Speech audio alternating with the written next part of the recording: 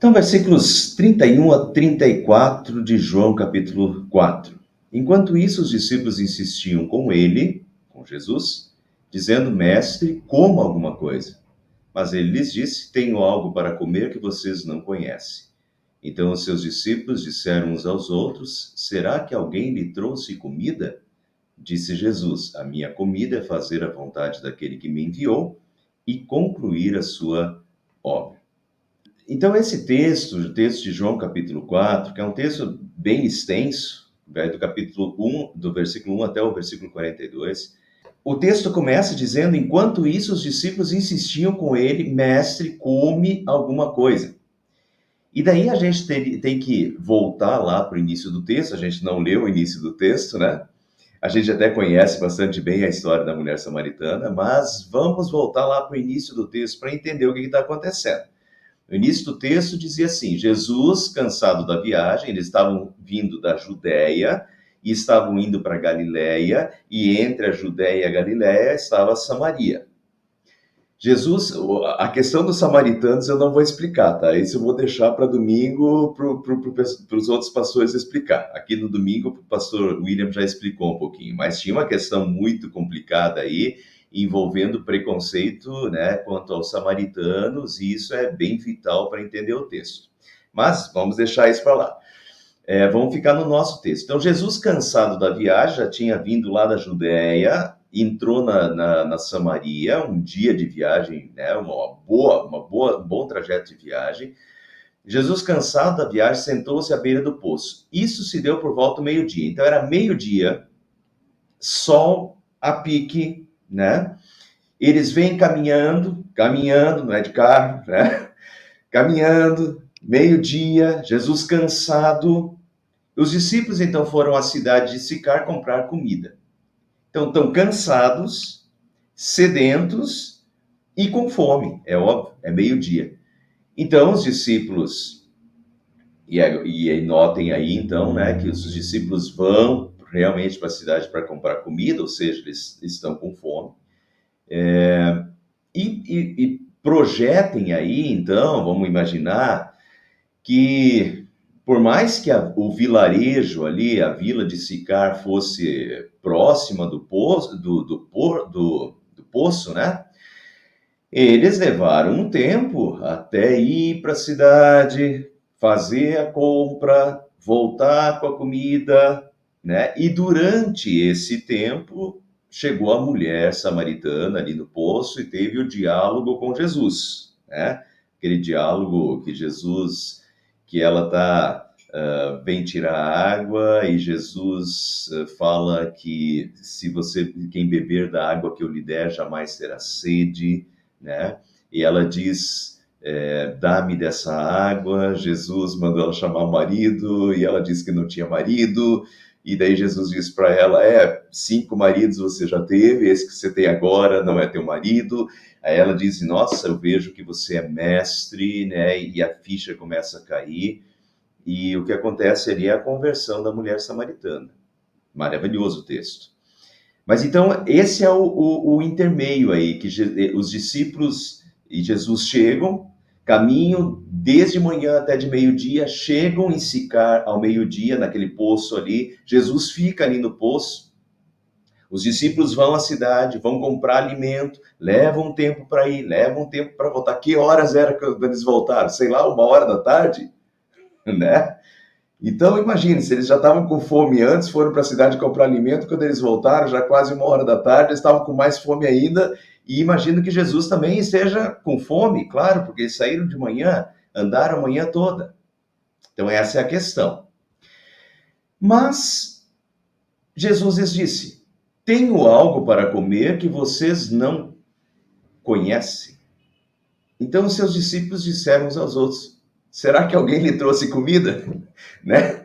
Ué, nós saímos, deixamos Jesus, estava com fome. Meio-dia. Fomos comprar comida, voltamos, quase 1h da tarde, né? Será que nesse meio de tempo aí, eles viram que a mulher samaritana estava ali, eles até estranharam que Jesus estivesse falando com a mulher samaritana, porque eles não falariam com uma mulher samaritana, nem com os samaritanos, né? Em geral. Mas, então, será que alguém deu comida para ele que agora não está mais com fome? E eles estavam, diz aqui, ó, vejam, que eles insistiam com ele, mestre, come alguma coisa. Então, eles sabiam que Jesus estava com fome, mas, agora Jesus está falando aí de que ele tem uma outra comida que eles não conhecem? Será que algum samaritano chegou ali e deu uma comida diferente para Jesus que os discípulos não conheciam? Eles não estão entendendo nada, né? Então, Jesus e suas mensagens enigmáticas. Olha, pessoal, se eu fosse um discípulo, eu ia cair igual um patinho também. Eu não, né? Jesus e as suas mensagens enigmáticas. De repente, Jesus fazia uma aplicação espiritual no meio de uma coisa, de um assunto material. Enfim, eles estavam com fome. Agora, de que comida Jesus está falando? E Jesus vem fazer uma aplicação espiritual, totalmente espiritual, no meio de uma situação de comida física mesmo, né? De alimento físico. Jesus usava exemplos do mundo físico para falar das realidades do mundo espiritual. Com a mulher samaritana, que veio lá da cidade para pegar água no poço ali, Jesus fala então: olha, quem beber da água que eu lhe der jamais será sede, pelo contrário, será nele uma fonte a jorrar para a vida eterna. Então, Jesus está falando da água da vida, Jesus está falando da conversão pelo Espírito Santo, será nele uma fonte a jorrar para a vida eterna. Jesus está aplicando espiritualmente, mas a mulher veio buscar água, e a mulher está lá com o balde do poço, tirando água. Mas Jesus faz uma aplicação espiritual. No início a mulher não entendeu, né? Depois sim. E com os discípulos agora a questão foi comida. Eles foram comprar comida e Jesus faz uma aplicação espiritual que no início eles não entendem. Só vão entender depois a aplicação que Jesus está fazendo, né? Essa frase de Jesus, disse Jesus: a minha comida é fazer a vontade daquele que me enviou. Agora Jesus explica o que ele quer dizer, porque os discípulos dizem: olha, mas será que alguém veio aqui e deu comida para ele nesse tempo que a gente esteve fora, né? E que comida é essa? Então Jesus disse: a minha comida é fazer a vontade daquele que me enviou e concluir a sua obra. E essa mensagem espiritual agora, no meio de uma situação física de fome ali, ela na verdade está ecoando o Antigo Testamento em primeiro lugar. O que aconteceu lá no deserto. No deserto, quando o povo estava com fome e Deus, fome, veja a situação, os discípulos estavam com fome, Jesus estava com fome, era meio-dia, e lá no deserto também, quando o povo estava com fome, Deus manda o maná. E Deuteronômio 8:3 diz: ele humilhou vocês, ele os deixou passar fome. É bem interessante isso daqui. Normalmente a gente não olha com esses olhos para o que aconteceu lá no deserto, mas o que está dizendo em Deuteronômio aqui é o último livro de Moisés, que Deus, a fome no deserto, era Deus humilhando o seu povo. Ele humilhou vocês. Ele os deixou passar fome.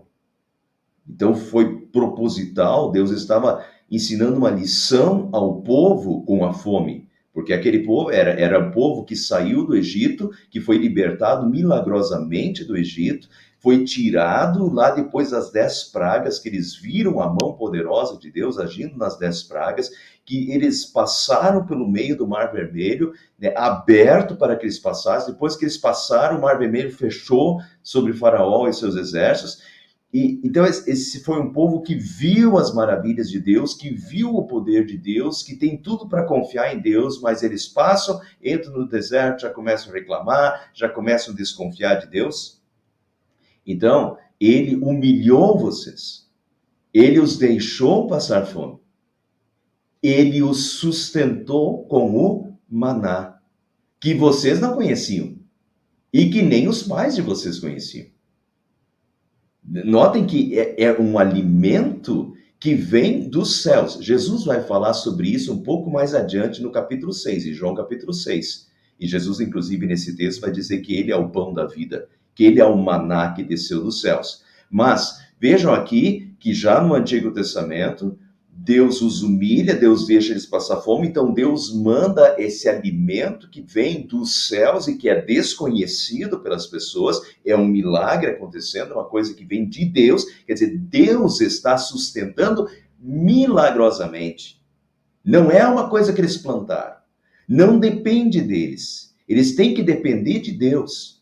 Deus é quem os sustenta. E Deus os sustentou durante os 40 anos do deserto com o maná e com as codornas. Lembram? Que era outra questão, que Deus fazia os bandos de codorna vir e cair no acampamento para eles ter carne.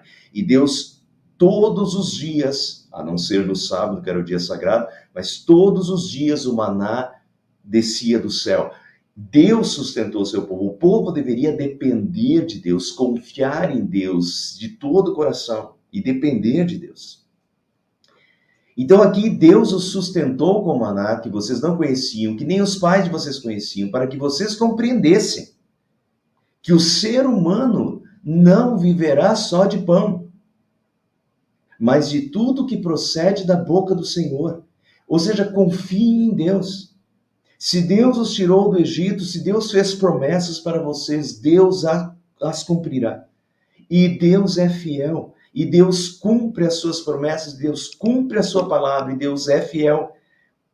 Confiem, obedeçam, né? Obedeçam na palavra, a palavra, e é a palavra que sustenta vocês. É Deus que os sustenta. O maná cai do céu, as codornas vêm do céu, Deus os alimenta. Ali é uma lição muito clara, muito nítida, né? Mas Deus humilhou eles com a fome. Depois, essas palavras novamente são ecoadas quando Jesus é tentado no deserto. Depois de 40 dias sendo tentados, em que Jesus nada comeu, milagre, né, sobrenatural, mas Jesus nada come. Depois de 40 dias sendo tentado no deserto, Jesus teve fome, diz o texto. E daí, então, Satanás, usando a fome, note que sempre tem a fome aqui, usando a fome como uma tentação, diz para Jesus, se você é o Filho de Deus, mande que essas pedras se transformem em pães. E então Jesus repete Deuteronômio capítulo 8, versículo 3, e Jesus respondeu dizendo, está escrito, Deuteronômio 8:3, o ser humano não viverá só de pão, mas de toda palavra que procede da boca de Deus. Então, há outra coisa tão essencial ao ser humano quanto a comida física, que é a confiança, obediência. Poderemos colocar dependência, confiança, dependência, obediência à palavra e fazer a vontade de Deus. Isso nutre, alimenta, fortalece, vivifica e satisfaz a alma. Fazer a vontade de Deus é mais importante do que o alimento físico, porque sustenta corpo e alma. E eu quero... Essa frase poderia ser polêmica, então eu resolvi explicar ela, tá? Apesar de que, para vocês que estão acompanhando a linha de raciocínio e que viram o que Deus disse em Deuteronômio 8:3, não deveria ter dúvida sobre uma colocação como essa. Vou repetir. Fazer a vontade de Deus é mais importante do que o alimento físico, porque sustenta corpo e alma. Lembram lá? Que Deus disse que Deus humilhou eles, passando fome porque eles não confiaram, porque eles não dependeram, porque eles não obedeceram. Entende? Agora, então Deus mandou maná. Deus mandou codornas. Deus os sustentou pela sua palavra, pela sua fidelidade. Deus os sustentou fisicamente. Compreende? Quer dizer, Deus, a confiança em Deus, fazer a vontade de Deus é mais importante do que o alimento físico, porque quando você faz a vontade de Deus, Deus te sustenta espiritualmente e fisicamente, segundo as suas promessas e segundo a sua fidelidade. Então, nós temos, Deus sustentou o povo com o maná. Deus sustentou durante 40 dias Moisés no Monte Sinai. Deus sustentou durante 40 dias Elias no deserto. Deus sustentou durante 40 dias Jesus sendo tentado no deserto. Nós temos vários exemplos bíblicos de situações sobrenaturais em que Deus sustenta sobrenaturalmente. Deus é o sobrenatural. E Deus sustenta sobrenaturalmente aqueles que obedecem à sua palavra e que fazem a sua vontade. Então, acima do alimento físico está a obediência, a confiança, a dependência, fazer a vontade de Deus. E a pergunta então é: nós temos fome de obedecer a palavra de Deus e fazer a sua vontade? Jesus diz: a minha comida é fazer a vontade daquele que me enviou e concluir a sua obra. Jesus vem ao mundo e cumpre a vontade de Deus e tem fome de fazer a vontade de Deus e a sua obra. E nós temos fome, né? Necessidade, fome de obedecer a palavra de Deus e de fazer a sua vontade. Temos colocado a palavra e a vontade de Deus acima das nossas necessidades humanas, como aquilo que nos sustenta, porque certamente Deus será fiel. Então, temos colocado a palavra e a vontade de Deus em primeiro lugar na nossa vida, acima de todas as necessidades humanas, sabendo que se nós colocarmos a palavra de Deus e a vontade de Deus em primeiro lugar na nossa vida, Deus é fiel. E todas as outras coisas vos serão acrescentadas. Mateus 6. Qual é a maior vontade de Deus? Agora vamos especificamente para o texto da mulher samaritana. Jesus disse: a minha comida é fazer a vontade daquele que me enviou e concluir a sua obra. Qual é a maior vontade de Deus? 1 Timóteo 2, 3 e 4 diz: isto é bom e aceitável diante de Deus, o nosso Salvador, que deseja que todos sejam salvos e cheguem ao pleno conhecimento da verdade. Qual é a maior vontade de Deus para as pessoas aqui na Terra? A maior vontade do Criador é ter a sua criatura salva, em comunhão com Ele.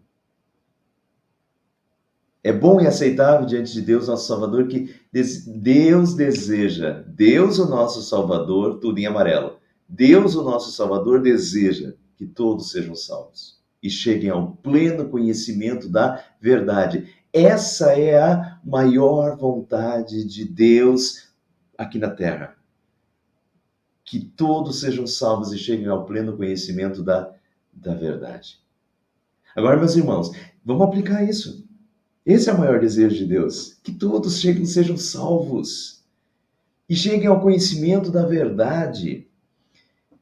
Então, quando Jesus diz: a minha comida é fazer a vontade daquele que me enviou e concluir a sua obra, Jesus está, qual é a vontade de Deus? Que todos sejam salvos e cheguem ao pleno conhecimento da verdade. O que acabou de acontecer no texto? Jesus teve o diálogo com a mulher samaritana reconhece que ele é um profeta, né? Reconhece naquele fato que ele diz: olha, você já teve 5 maridos e o que você tem agora não é teu marido. Então a ficha cai, a mulher samaritana reconhece, a mulher samaritana volta, diz até que o texto até coloca um detalhezinho, né, sem importância, mas que para João chamou a atenção, que ela deixou o cântaro dela lá, que ela deixou o vaso dela lá e correu para a cidade. Né? Deixou a vasilha de água dela lá e foi para a cidade. E foi para a cidade anunciar Jesus, tanto que o povo da cidade já está vindo. Por isso que Jesus vai dizer: levantem os olhos e olhem para os campos que estão prontos para a colheita, porque nesse momento as pessoas de Sicar estão vindo. E essa é a continuação do texto, que as pessoas de Sicar vêm para Jesus e convidam Jesus para ficar 2 dias em Sicar. E o resultado final desses 2 dias é que as pessoas dizem: agora nós te ouvimos e sabemos que tu és o Salvador do mundo. Entende? Essa é a colheita de Sicar. Então, Jesus está satisfeito aqui. Pode-se notar um efeito psicossomático em Jesus nesse texto. Note que os discípulos haviam, o texto começa dizendo que os discípulos insistiam com Jesus para que ele comesse, porque afinal já era quase 1 hora da tarde e não tinha comido nada. Eles estavam insistindo para que Jesus comesse, mas Jesus realmente não estava com fome, porque o jeito que a língua grega fala de que eles insistiam, quer dizer que eles já tinham pedido várias vezes para Jesus comer, e Jesus não comia, tanto que eles continuavam insistindo para que Jesus comesse. Jesus realmente não estava com fome, não queria comer. Então Jesus realmente não estava com fome. A conversão da mulher samaritana e a colheita de samaritanos que viria logo a seguir havia nutrido a sua alma de tal forma que inibiu a sua fome física e cansaço. É bem interessante que acontece um efeito psicossomático em Jesus e que Jesus realmente está sem fome.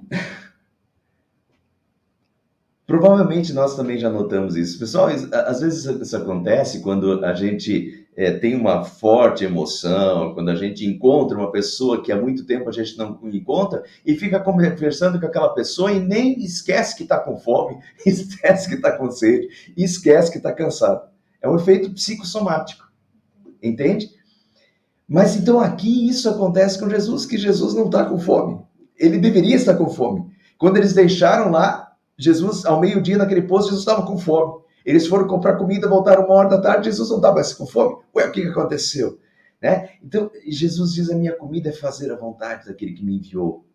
E isso, qual é a vontade? A vontade, qual é a vontade? A vontade de Deus, nosso Salvador, é que todos sejam salvos e cheguem ao pleno conhecimento da verdade. E o que aconteceu naquele poço de Sicar?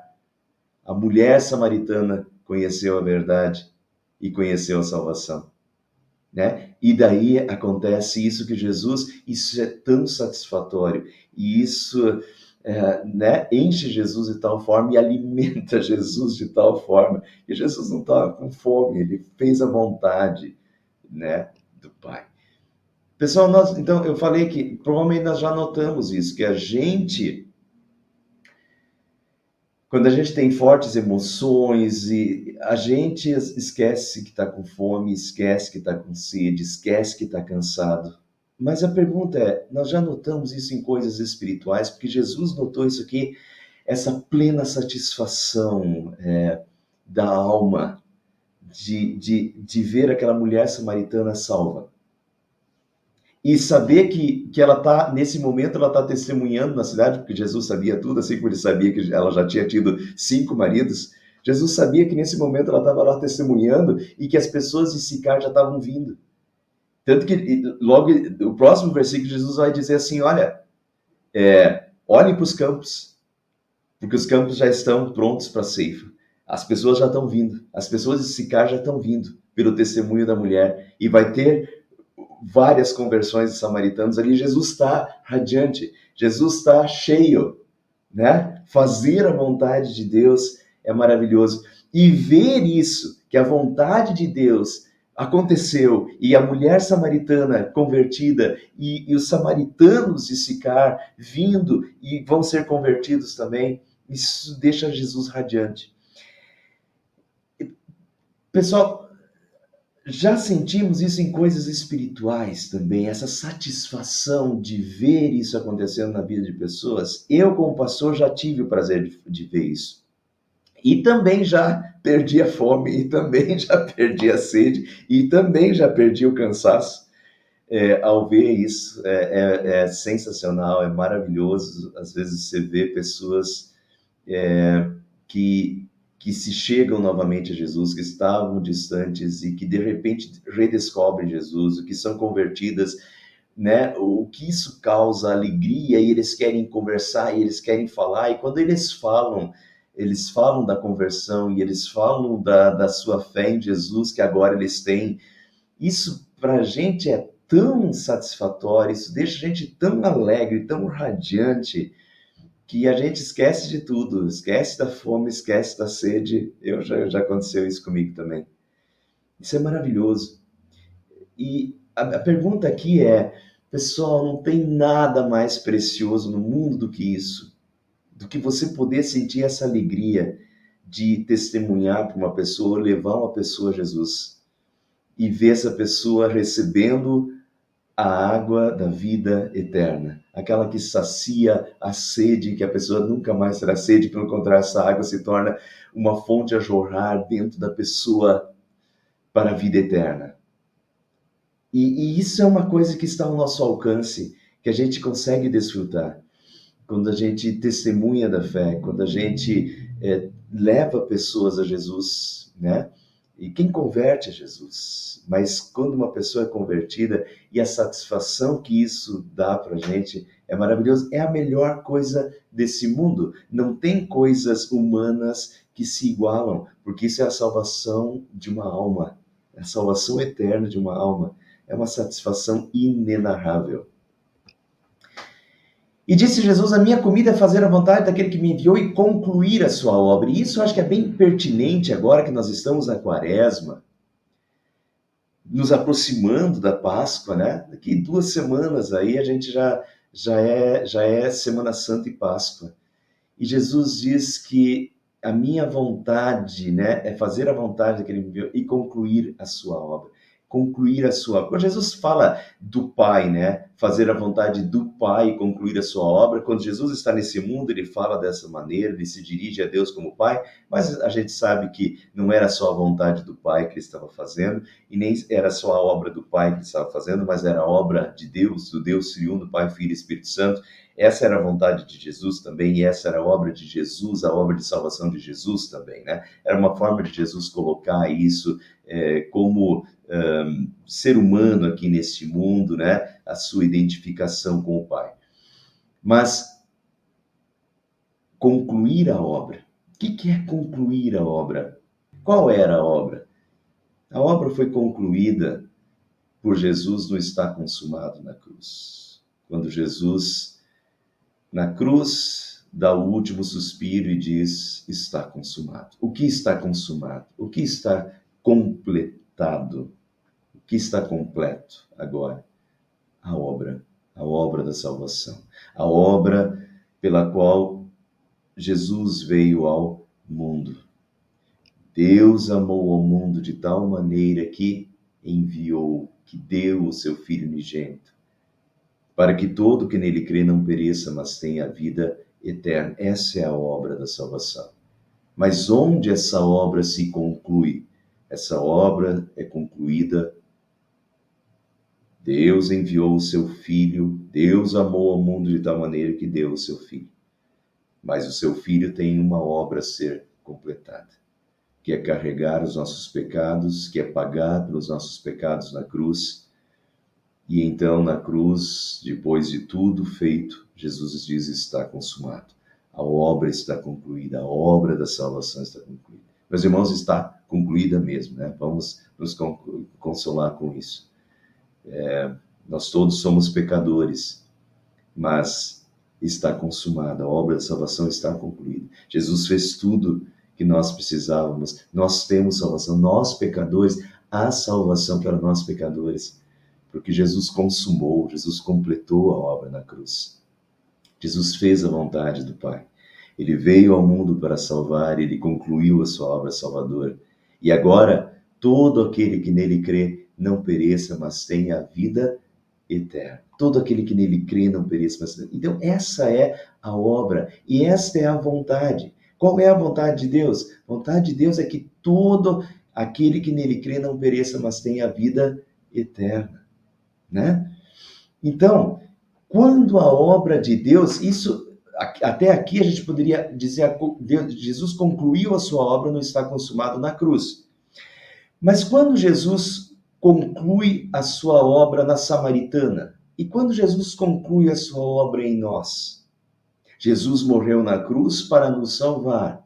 Mas quando isso, a gente fala de salvação, uma salvação objetiva e uma salvação subjetiva. Mas a salvação objetiva é a salvação conquistada por Jesus Cristo na cruz, que vale para todos. Mas subjetivamente, que tem a ver com o sujeito, quando essa salvação se torna minha, quando Jesus entra no meu coração, quando o Espírito Santo me converte. Então, aquela salvação é minha e é para mim, e eu sei que é para mim. Isso se torna uma... Quem bebe dessa água, da água que eu lhe der, jamais terá sede. Então, quando eu bebo dessa água, se torna uma fonte a jorrar dentro de mim.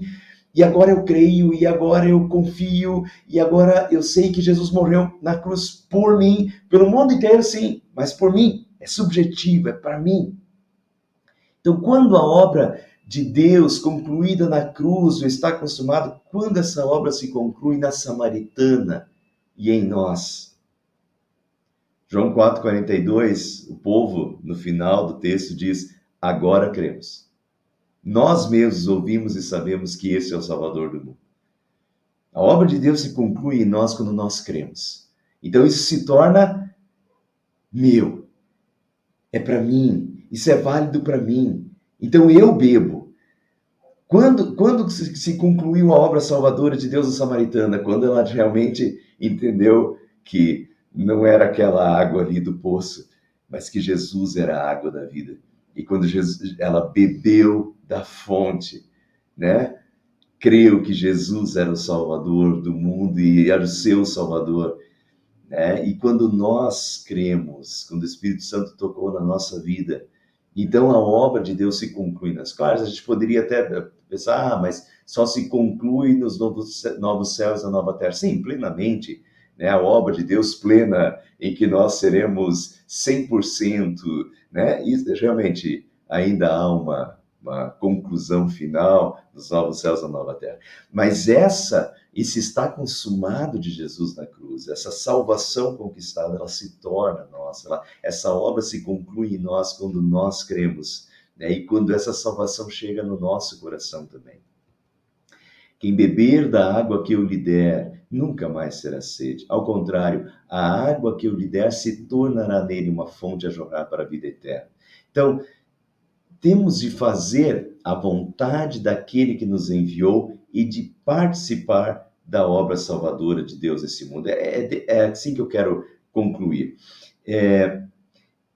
Vejam, quem beber da água que eu lhe der, nunca mais terá sede. Ao contrário, a água que eu lhe der se tornará nele uma fonte para jorrar na vida eterna. Então, primeira conclusão é que quando nós bebemos dessa água, né, essa obra salvadora se chega na nossa vida e nos consola, e nos alimenta, e nos nutre, né, nos dá comunhão com Deus. Perfeito. Então isso agora é nosso. A gente bebeu da água da vida. E quem bebe da água da vida nunca mais terá sede. E essa água se tornará uma fonte a jorrar para a vida eterna. Uma fonte a jorrar. Nós temos em nós uma fonte a jorrar. Depois que conhecemos a salvação, que bebemos da água, essa água se torna uma fonte a jorrar. E nesse sentido, temos fome de fazer a vontade daquele que nos enviou e de participar da obra salvadora nesse mundo. No momento que nós conhecemos a Deus, conhecemos a salvação, sabemos a salvação eterna, bebemos dessa água, isso se torna em nós uma fonte a jorrar. Nós agora sabemos que somos filhos, nós agora sabemos que somos amados por Deus, nós agora estamos em comunhão com Deus e agora a missão é nossa. Não é só a missão de Jesus, mas é a missão que Jesus confiou aos seus filhos na terra, à sua igreja na terra, a mim, a você. Temos fome agora de fazer a vontade daquele que nos enviou e de participar da sua obra salvadora neste mundo. Nós queremos participar, nós queremos que outros também bebam da água da vida. Nós queremos ser transmissores da água da vida, né? E nós queremos que a obra de Deus se conclua, assim como se concluiu em nós, queremos também que a obra de Deus se conclua, seja concluída no coração de outras pessoas, para que eles também bebam da água da vida eterna e não tenham mais sede. Só isso é a coisa mais importante na vida. Essa é a comida, é a maior comida. É fazer a vontade daquele que nos enviou e concluir a sua obra aqui neste mundo. É a obra da salvação. Não é só o aqui e agora, não é só as coisas desse mundo que vão acabar e vão perecer. A obra de Deus, o que realmente satisfaz, é a salvação eterna de todas as pessoas. A vontade de Deus, qual é a vontade de Deus? O desejo de Deus é que todos sejam salvos. E nós que bebemos da água da vida, temos a água da vida para oferecer e queremos, por amor ao próximo, queremos, compartilhamos e fazemos a vontade de Deus e queremos que se conclua a obra salvadora de Deus na vida de todos que estão ao nosso redor também. Amém.